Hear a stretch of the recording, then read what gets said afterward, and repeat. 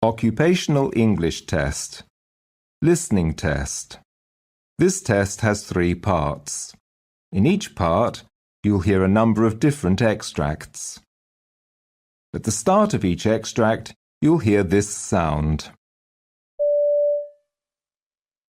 You'll have time to read the questions before you hear each extract, and you'll hear each extract once only. Complete your answers as you listen.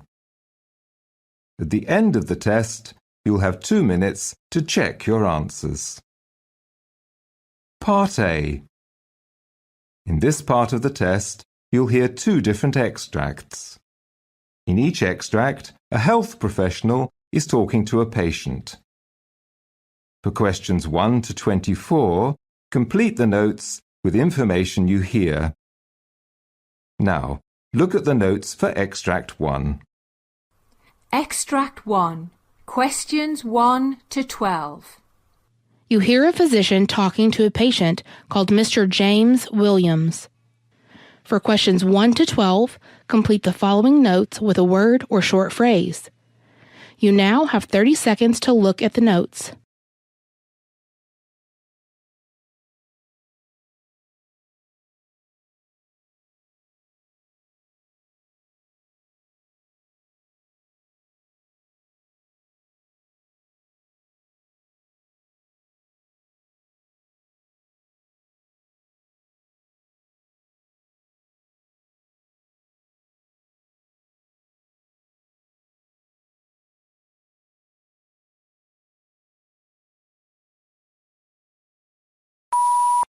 Hello, doctor. Good morning. Good morning. What's your problem? Well, he's my father, and he had a septic shock. And when we consulted locally, the diagnosis revealed elevated cardiac enzyme profile. He had some workup done from cardiac standpoint, which has been negative so far. Okay. Does he have any previous history of chest pain or shortness of breath? No, doctor. What is age? 58 years old, doctor. Does he have any history of hypertension or diabetes mellitus? No, doctor. Does he smoke or drink? No, doctor. May I know his past medical history? Well, he had pulmonary fibrosis, and he is on prednisone, oxygen-dependent cellulitis, status post-foot surgery with infection, recuperating from the same, respiratory acidosis, septicemia, and septic shock, presently on mechanical ventilation. No prior cardiac history. Elevated cardiac enzyme profile. He had any surgery earlier? Yes, he had foot surgery. Okay. What medicines he is taking now? Vitamin supplementation, prednisone, cyclobenzaprine, losartan 50 mg daily, nifedipine 90 mg daily, Lasix, potassium supplementation. Is he allergic to any medicine? Yes, he's allergic to sulfa. Well, his physical examination reports show pulse rate of 94, blood pressure of 98/57, respiratory rate as normal, air entry bilaterally clear, rails are scattered, point of maximal impulse displaced, S1, S2 regular, systolic murmur grade 2 of 6. There are chronic skin changes, markings in the lower extremities, pulses found palpable.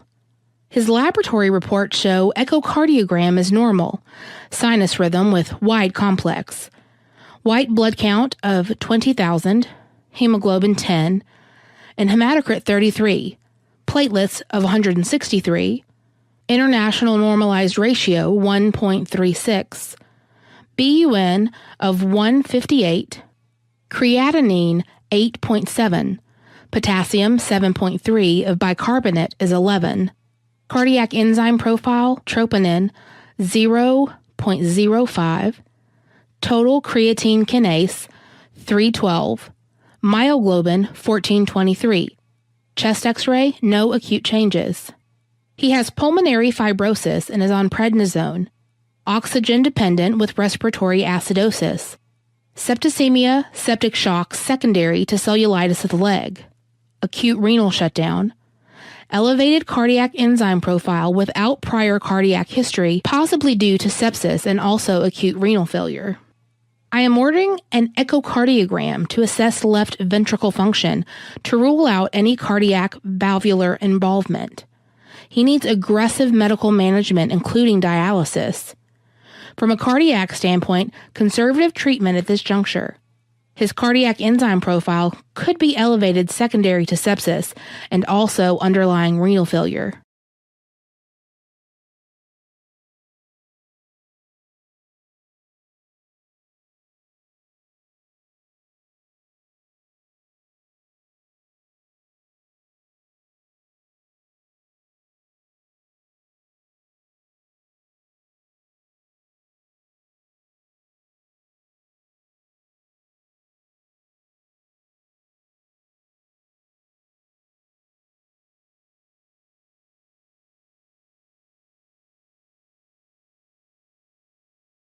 Extract 2, questions 13 to 24. You hear a doctor talking to a patient called Mr. Greg Matthews. For questions 13 to 24, complete the following notes with a word or short phrase. You now have 30 seconds to look at the notes.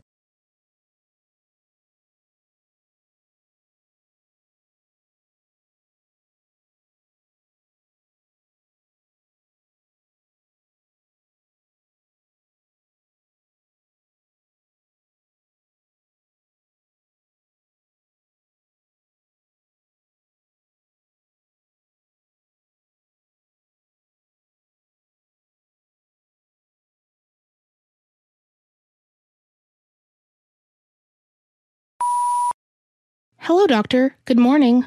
Good morning. May I know your problem? Well, doctor, my husband. Actually, he fell down yesterday morning when he was trying to put his boots on top of the staircase. He fell down 20 steps and he has lost his consciousness. He was evaluated by a local clinic and was amnestic at the time of examination. A HCT scan was taken and thereafter they referred to your hospital. Well, what's his age? 72, doctor. Does he drink or smoke? No, doctor. May I know his past medical history? Well, he had atrial fibrillation, right hemisphere stroke last year with associated left hemiparesis and amaurosis fugax. This was followed by a right coronary artery for 98% stenosis. However, the stroke symptoms and signs were resolved. Degenerative joint disease, total replacement of right knee 2 years ago, venous stasis with no history of deep vein thrombosis. What medications is he taking?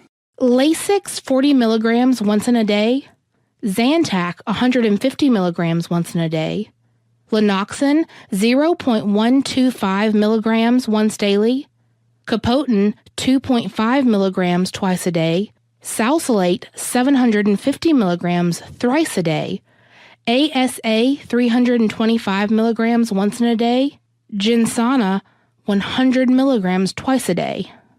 Is he allergic to any medicine? No, doctor. May I know his family history of illness? Well, his father expired of a myocardial infarction at 70, and his mother died of complications of a dental procedure. Well, his physical examination reports show blood pressure 157/86, heart rate and irregular respiratory rate 12 to 20 breaths per minute. Reflexes are symmetric. Plantar responses were flexor, bilaterally. His cardiovascular regular rate and rhythm without murmur. HEENT shows abrasion over the right forehead. Extremity, distal right leg edema and erythema just above the ankle. Well, I have reviewed his previous HCT scan, which reveals a left parietal epidural hematoma. Right lower extremity revealed a fracture of the right lateral malleolus for which he was casted. I am ordering a repeat HCT scan to see if there is any change in the epidural hematoma. Upon seeing the reports, I shall suggest further treatments.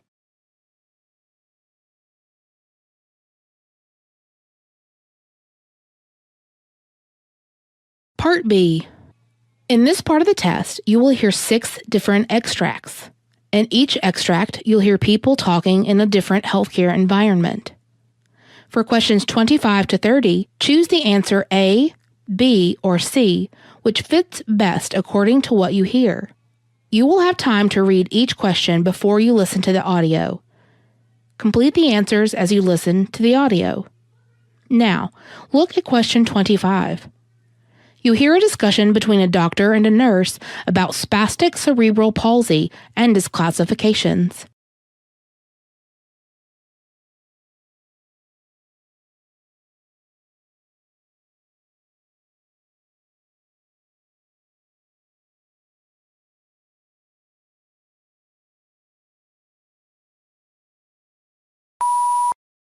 Hello, doctor.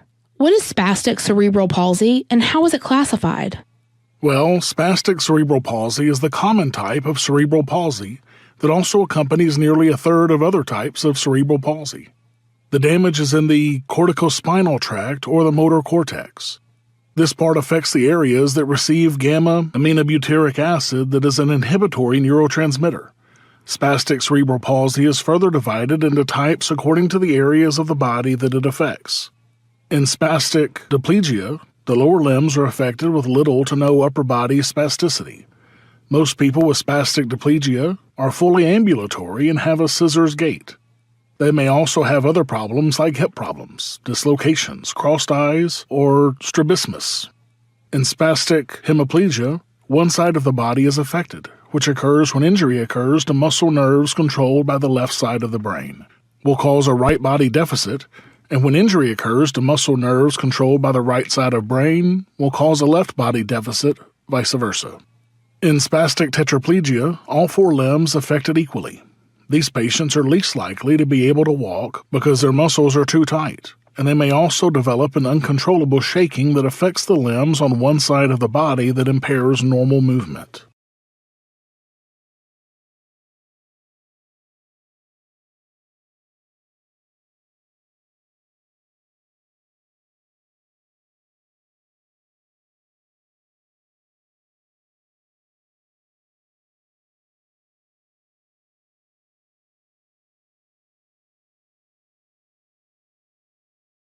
Question 26. You hear a discussion about different dose rates of brachytherapy.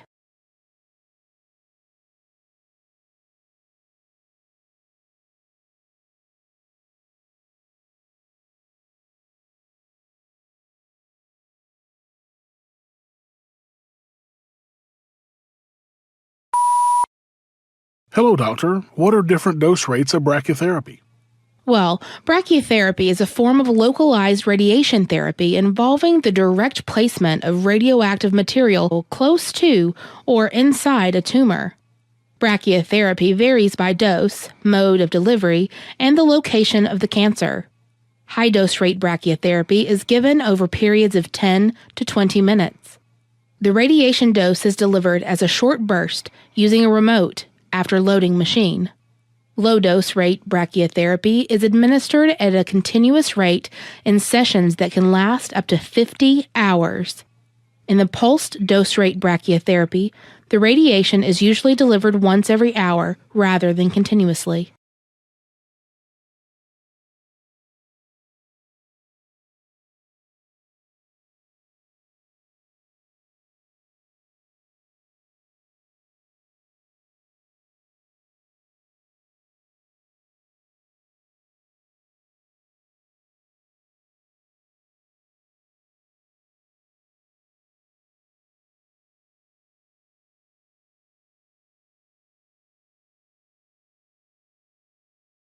Question 27. You hear a discussion between a doctor and a nurse about bariatric surgery.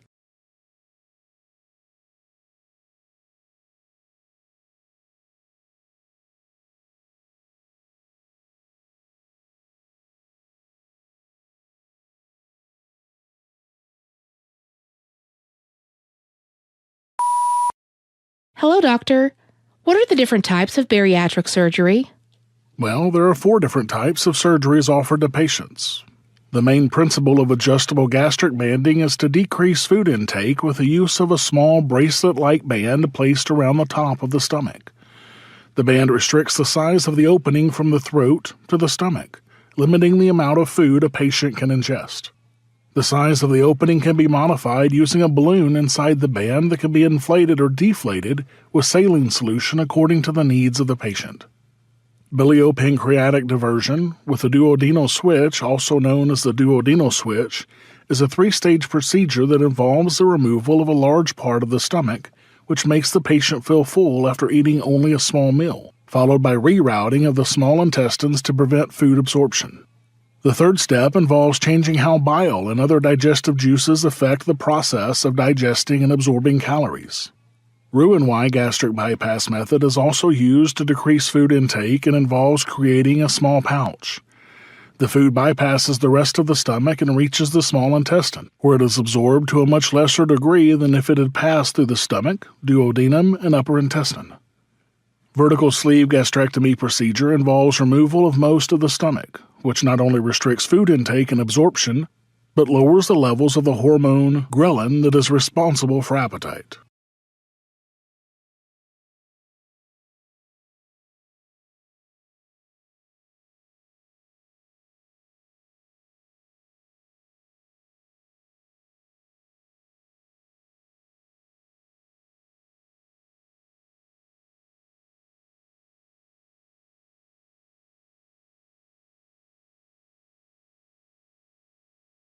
Question 28. You hear a discussion about oral lichen planus lesions.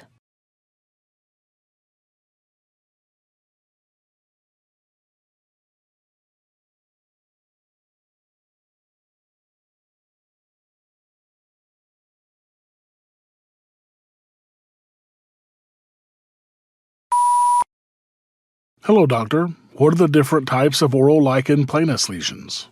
Well, oral lichen planus lesions may belong to one of the following 6 types. Reticular is the common and usually asymptomatic that presents with a fine network of white lines called Wickham's striae, which are symmetrical and found on both sides of the mouth, usually over the buccal mucous membrane. Erosive consists of irregular painful ulcers covered by a yellowish pseudomembrane of fibrin, with the white striae all around the lesions. Atrophic is usually found as an ulcer covered by fibrinous exudate on an erythematous background. Bullous is the rarest type that is characterized by small or large vesicles or bulli, which break open, leaving a painful ulcer. Papular is an uncommon type, consisting of tiny raised white spots with the characteristic white striae at the periphery. The plaque lesions appear as smooth to slightly roughened whitish patches, rather like leukoplakia, found over the tongue and the inside of the cheeks.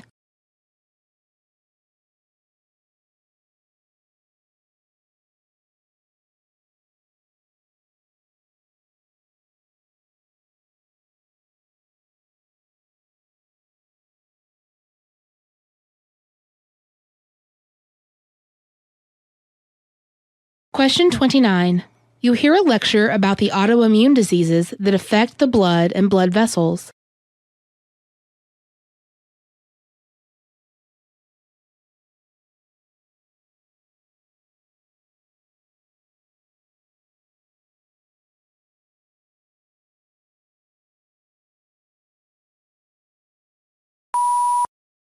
What are the autoimmune diseases that affect the blood and blood vessels?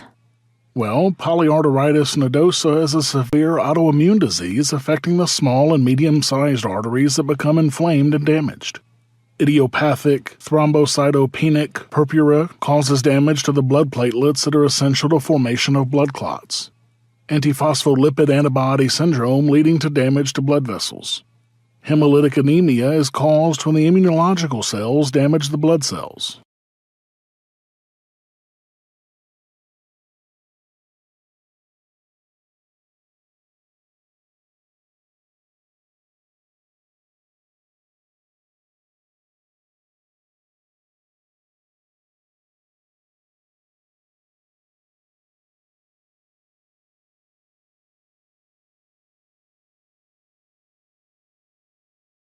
Question 30. You hear a discussion about different types of biosensing elements.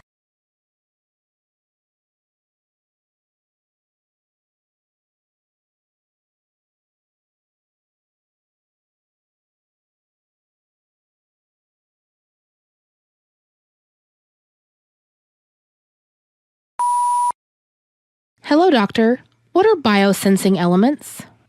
Well, an enzyme is a protein that has a high selectivity for a particular substrate, which it binds to, bringing about a catalytic change. Enzymes are commercially available in highly purified states and are therefore useful in the mass production of enzyme sensors.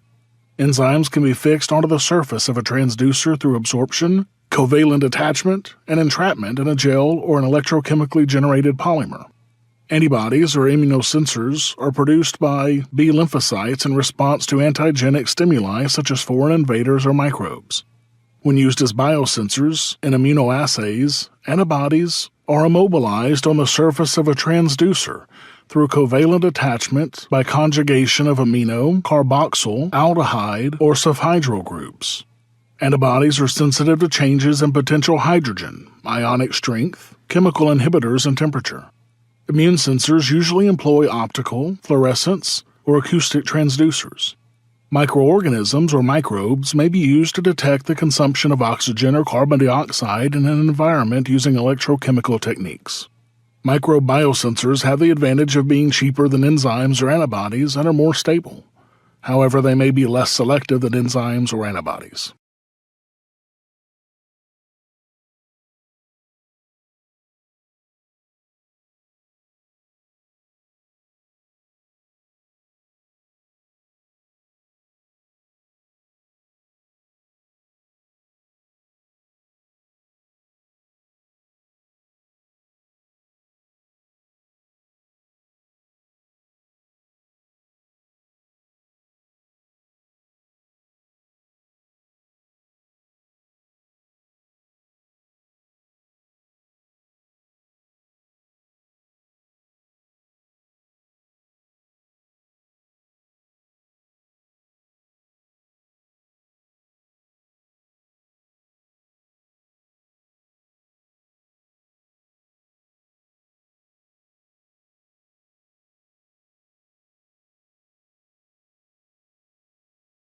This is the end of Part B.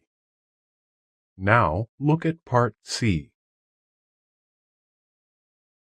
Part C. In this part of the test, you'll hear two different extracts. In each extract, you'll hear health professionals talking about specific aspects of their work. For questions 31 to 42, choose the answer A, B, or C, which best fits according to what you hear. Complete the answers as you listen to the audio. Now look at Extract 1. Extract 1. Questions 31 to 36. You hear the doctor's lecture on acute cardiorenal syndrome. You have 90 seconds to read questions 31 to 36.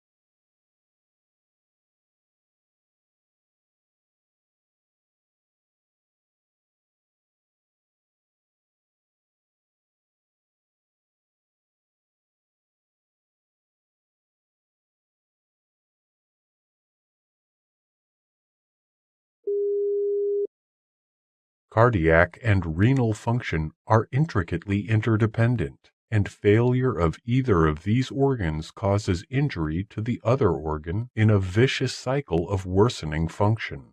we are going to discuss about the acute exacerbation of heart failure or acute cardiorenal syndrome resulting in acute kidney injury, which is a common cause of admission to the intensive care unit. Let us examine the clinical definition, pathophysiology, hemodynamic derangements, clues that help in diagnosing and treatment. Cardiorenal syndromes are a group of interconnected disorders involving the heart and kidneys, which are classified based on whether the problem is acute or chronic, and whether the primary problem is in the heart, called cardiorenal syndrome, the kidneys, called renocardiac syndrome, or another organ, called secondary cardiorenal syndrome. Although the above definitions provide a good general description, there is a necessity of further clarification of the nature of organ dysfunction. Acute renal dysfunction can be unambiguously defined using an akin and rifle classification. Here, akin means acute kidney injury network, and rifle means risk, injury, failure, loss of kidney function, and end-stage kidney disease. On the other hand, acute cardiac dysfunction is an ambiguous term that includes pathophysiologically and clinically distinct conditions. Acute heart failure and cardiogenic shock. Cardiogenic shock is characterized by an abrupt compromise in cardiac pump functioning resulting in global hypoperfusion that is severe enough to cause systemic organ damage. On the other hand, acute heart failure is defined as gradually or rapidly worsening symptoms and signs of congestive heart failure due to worsening pulmonary or systemic congestion. Hypervolemia is the hallmark of acute heart failure, whereas patients with cardiogenic shock may be hypovolemic or normovolemic. Although cardiac output may be mildly decreased in certain cases of acute heart failure, systemic perfusion is adequate to maintain the organ functioning. However, these two conditions cause renal injury by distinct mechanisms and have entirely different therapeutic implications. Reduced renal perfusion because of renal venous congestion is now considered as the major hemodynamic mechanism of renal injury in acute heart failure. On the other hand, in cardiogenic shock, renal perfusion is reduced due to a critical decrease of cardiac pump function. Therefore, the ideal definition of acute cardiorenal syndrome should describe a distinct pathophysiology of the syndrome and provide distinct therapeutic options that can counteract. Hence, we suggest that renal injury due to cardiogenic shock should not be included in its definition. So, discussion of acute cardiorenal syndrome is limited to renal injury caused by acute heart failure. Multiple mechanisms have been implicated in the pathophysiology of cardiorenal syndrome. Sympathetic hyperactivity is a compensatory mechanism in heart failure and may be aggravated in case cardiac output is further decreased. Its effects include constriction of afferent and efferent arterioles, causing decreased renal perfusion and increased tubular sodium and water reabsorption. Different strategies can be followed to prevent acute cardiorenal syndrome. An optimal outpatient diuretic regimen to avoid hypervolemia is very critical. Patients with advanced congestive heart failure should be monitored thoroughly in dedicated heart failure clinics until their diuretic regimen is optimized. Patients should be advised to get their weight checked periodically and seek medical opinion if they observe any increase in their weight or a decrease in their urine output.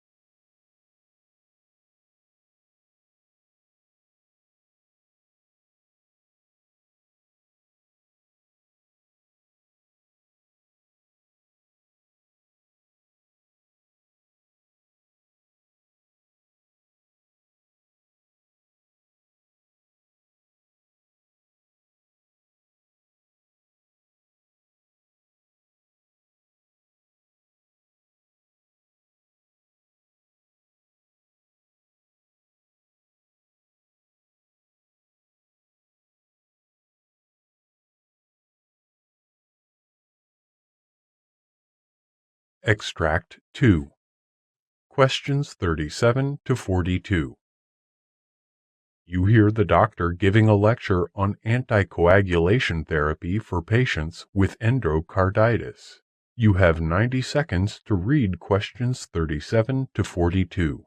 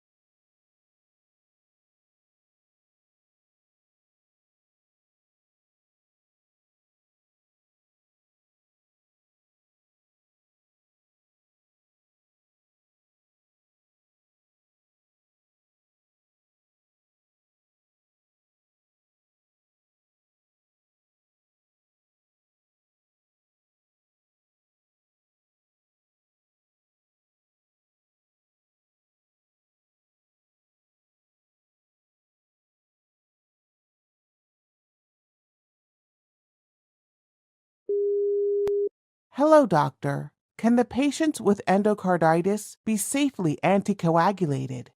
Managing anticoagulation in patients with endocarditis needs a personalized approach, using a careful risk-benefit evaluation on a case-by-case basis. There is a lack of high-quality evidence. Therefore, the recommendations also vary according to the clinical condition. Newly diagnosed native valve with endocarditis itself is not an indication of anticoagulation. The question of anticoagulation arises in patients who have a pre-existing or coexisting indication for anticoagulation, such as deep vein thrombosis, atrial fibrillation, pulmonary embolism, or an artificial prosthetic heart valve. The question becomes yet more complex in patients with cerebrovascular complications and a coexistent strong indication for anticoagulation. Earlier studies have suggested a significant risk of cerebral hemorrhage with anticoagulation in patients with native valve endocarditis. Consequently, some experts have expressed skepticism about these findings. Moreover, this skepticism arises from the studies that showed a lower incidence of cerebrovascular complications and smaller vegetation size in patients with prosthetic valve with endocarditis, in which most of the patients received anticoagulation therapy. The mechanism responsible for this effect is considered that the vegetation is an amalgam of destroyed cells, fibrin, and platelets, with anticoagulation preventing the growth and propagation of this aggregation. Some experts are of the view that the incidence of ischemic stroke with hemorrhagic transformation in patients with endocarditis receiving anticoagulation is overestimated. According to this concept, the beneficial effects at least counterbalance the harmful effects of anticoagulation. Moreover, the recent studies have shown that patients on anticoagulation tend to have fewer cerebrovascular complications and smaller vegetations. The studies reveal that not only are the cerebrovascular complications less common in patients who were already on anticoagulation when endocarditis was diagnosed, but also there was no increase in the rate of hemorrhagic lesions. These were all non-randomized studies, and most of the patients had native valve with endocarditis diagnosed at an early stage. Significantly, these studies revealed that there were only beneficial effects of anticoagulation if the patient was receiving warfarin before the diagnosis of endocarditis and initiation of antibiotic therapy. No benefits from anticoagulation were seen once antimicrobial therapy had begun. Therefore, starting anticoagulation and antiplatelet therapy for the sole purpose of stroke prevention is not advised for the patients with newly diagnosed endocarditis. For most of the patients with endocarditis and stroke or suspected stroke, anticoagulation and antiplatelet therapy should be temporarily discontinued. This is a need of careful evaluation, individualized assessment of the patients and the risk factors predisposing the patients to cerebrovascular complications, such as large vegetations or very mobile vegetations, or causative pathogens such as Candida spp or S. aureus. Therefore, may prompt temporary suspension of antiplatelet and anticoagulation therapy. In case there is a clear pre-existing or coexisting indication for these agents and surgery is not expected, consider continuing anticoagulant and antiplatelet therapy, providing that patients are free from the risk factors described above and suspicion of stroke has been excluded. In case surgery is considered for the patients with a clear pre-existing or coexisting indication for these agents, then a short-acting anticoagulant such as intravenous or low molecular weight heparin can be given as a bridge to surgery.